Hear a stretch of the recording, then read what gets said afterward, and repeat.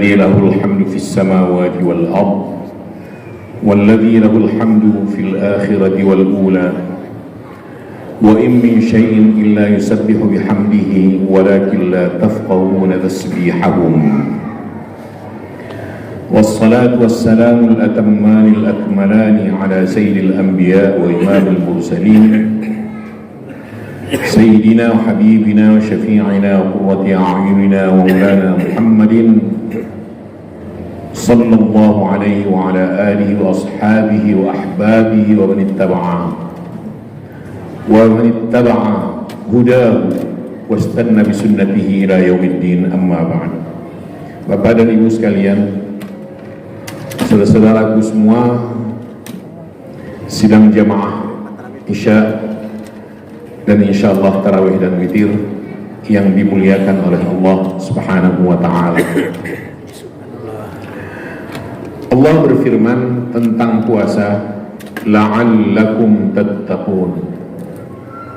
Kesana kita menuju. Mudah-mudahan kalian bertakwa. Amin. Kita memang dengan puasa, dengan Ramadan menuju ketakwaan itu. Ibarat sekolahan, Ramadan ini adalah madrasah yang menggembleng jiwa raga kita menuju ketakwaan itu.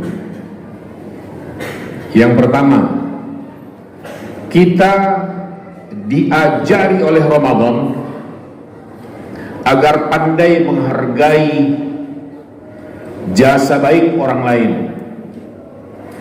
pandai berterima kasih kepada orang yang telah berbuat baik kepada kita.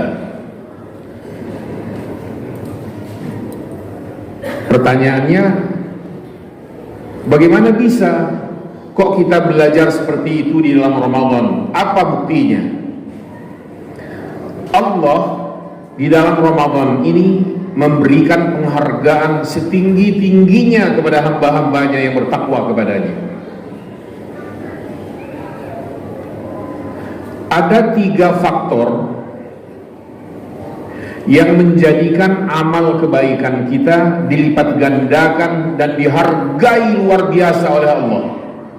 Yang pertama, faktor mulianya tempat di mana kita mengerjakan perbuatan itu.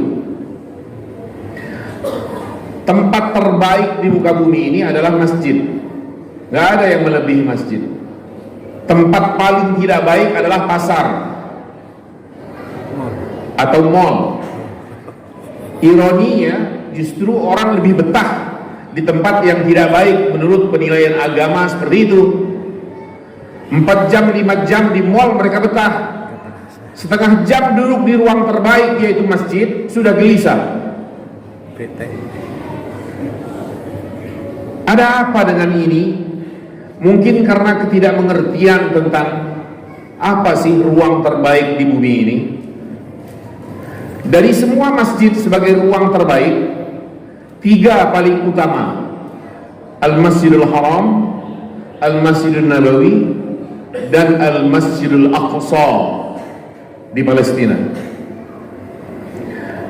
Karena faktor mulianya tempat, terutama 3 ini, Al-Haram, Al-Nabawi, Al-Aqsa, maka segala ibadah yang kita lakukan di dalamnya dinilai berlipat ganda hasilnya oleh Allah dibandingkan dengan ibadah yang sama jika dilakukan di ruang yang lain.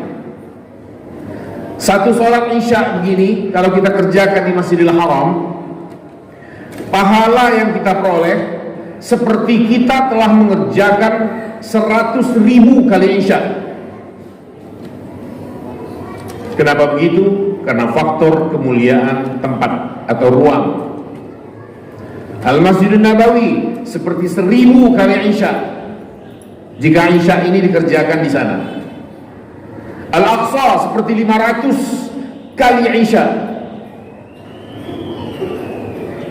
Ini prerogatif Allah karena mulianya tempat atau ruang. Yang kedua adalah karena faktor mulianya waktu. Dalam sepekan 7 hari dari 7 hari itu hari Jumat adalah waktu terbaik dalam setiap pekan. Maka ibadah di malam Jumat dan di hari Jumat beda nilainya dengan ibadah yang sama dilakukan di hari-hari lain dalam sepekan itu. Beda. Sedekahnya juga beda. Ada sedekah subuh pagi Jumat, punya nilai tersendiri. 12 bulan dalam setahun, Ramadan adalah terbaik. Ada bulan-bulan terhormat, yaitu Rajab, yaitu Zulqa'dah, yaitu Zulhijjah, dan ditambah satu lagi Muharram. Tapi Ramadan lebih istimewa.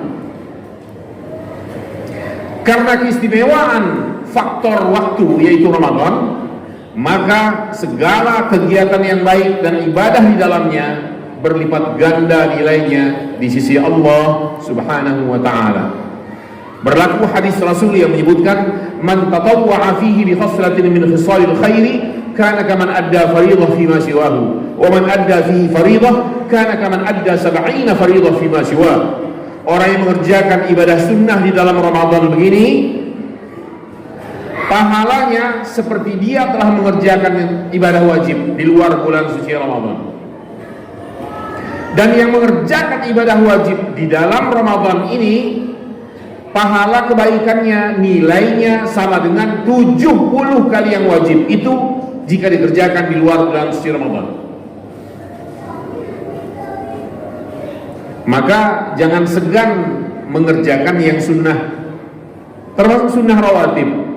2 rakaat sebelum subuh, 2 rakaat sebelum zuhur, 2 rakaat setelah zuhur, 2 rakaat setelah maghrib, 2 rakaat setelah isya.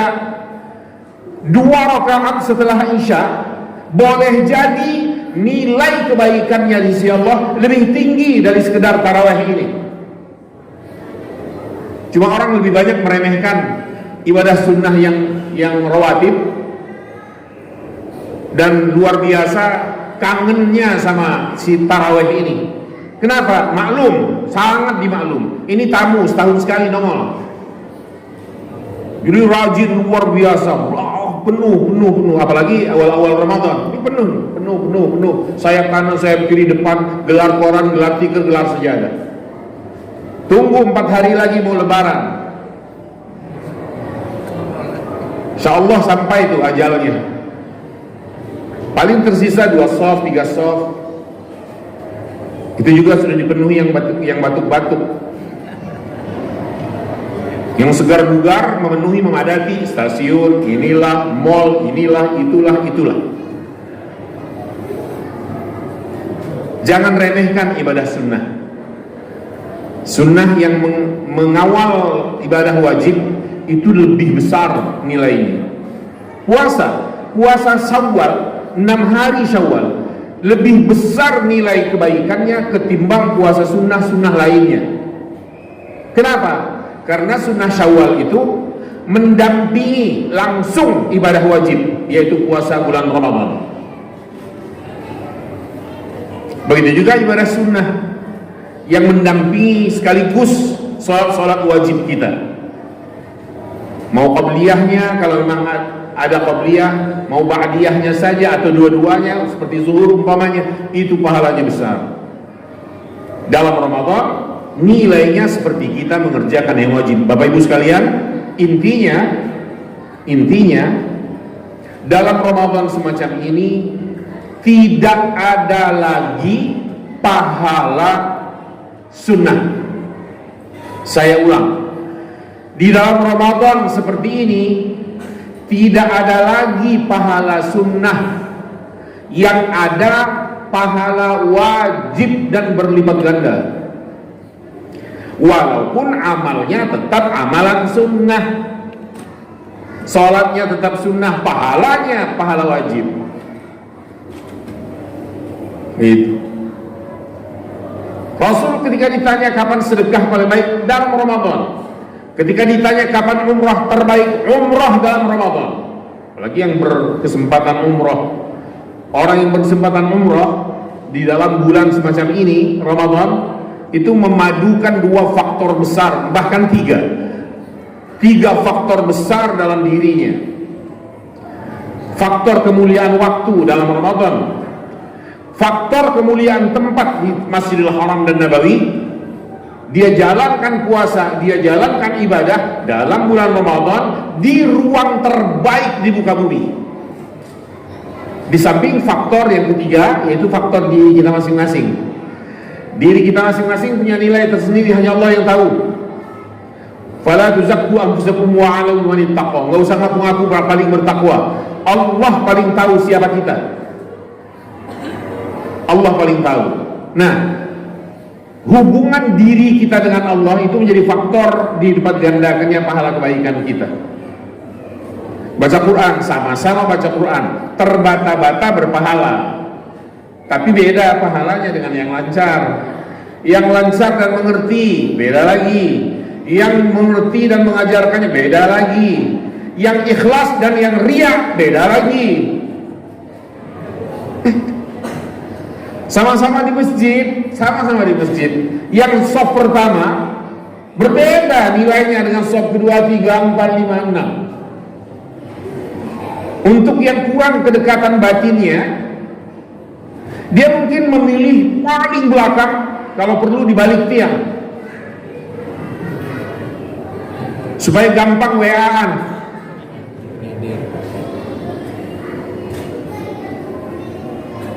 Kemudian mencibir orang yang membaca suratul Fatihah setelah sholat, lalu mengatakan demi Allah, oke, demi Allah segala. Tidak ada hadis yang menerangkan bahwa Rasul mengucap atau melantunkan suratul Fatihah setelah sholat 5 waktu. Yang ada itu istighfar, kemudian memuji kebesaran Allah. Gak ada Al-Fatihah. Lupa nih orang semacam begini ini. Sholat udah kelar, jangankan membaca suratul Fatihah, WA-an aja udah boleh. Jangankan WA-an, mohon maaf, kentut aja udah boleh. Kok membaca suratul Fatihah nggak boleh? Aneh, pakai sumpah lagi. Demi Allah, nggak ada hadis satupun yang mengatakan bahwa membaca suratul Fatihah itu merupakan tradisi Rasul. Ini salah paham, berkuar-kuar tentang agama tapi nggak memahami hakikat yang sebenarnya. Bapak dan Ibu sekalian rahimakumullah, Ramadan mengajari kita untuk menjadi orang yang bertakwa. Antara lain, selain memberikan penghargaan kepada orang yang memang telah berbuat baik dan berjasa baik kepada kita, kita juga diajari oleh Ramadan untuk menjadi orang yang tawadhu'. Tawadhu' itu pakai dhad. Tawadhu' artinya rendah hati. Rendah hati di hadapan Allah, rendah hati di hadapan sesama. Nggak tinggi terus nada obrolannya, tinggi terus. Saya orang hebat, kakek saya orang ini, nenek saya DPR.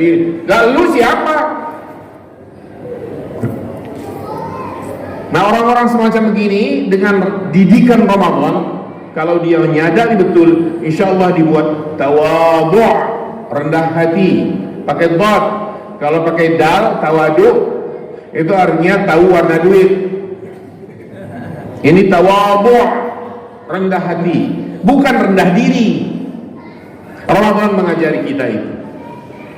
Selain itu, Ramadan mengajarkan kepada kita sebagai jalan menuju ketakwaan adalah berempati kepada sesama. Peduli lalu dilanjutkan dengan empati. Empati itu artinya pandai merasakan apa yang dirasakan oleh orang lain. Derita yang dirasakan oleh orang lemah itu dirasakan sendiri oleh orang yang berpuasa. Namanya berempati. Ramadan mengajarkan itu. Yang terakhir, Ramadan mengajarkan kepada kita sebagai jalan menuju takwa, kesabaran. Sabar itu 3. Sabar dalam taat, sabar menjauhi maksiat, sabar dalam menghadapi pahitnya atau derita kehidupan. musibah. Tiga-tiganya ada dalam Ramadan, dalam puasa. Dengan puasa kita hindari maksiat, dengan puasa kita ada di jalur taat dan dengan sabar melakukannya, dan di dalam puasa kita menanggung getirnya menahan lapar, getirnya menahan haus, menahan kantuk yang luar biasa dan sebagainya. Semua itu tidak ada yang sia-sia, berpahala di sisi Allah Subhanahu wa taala. Hingga di sini semoga Ramadan yang kita lakukan, kita laksanakan ini benar-benar mencetak diri kita, jiwa kita menjadi hamba Allah yang bertakwa kepadanya. Ittaqullah mastata'tum, bertakwalah kalian semampu kalian masing-masing. Hadanallahu wa iyyakum ajma'in. Wassalamualaikum warahmatullahi wabarakatuh.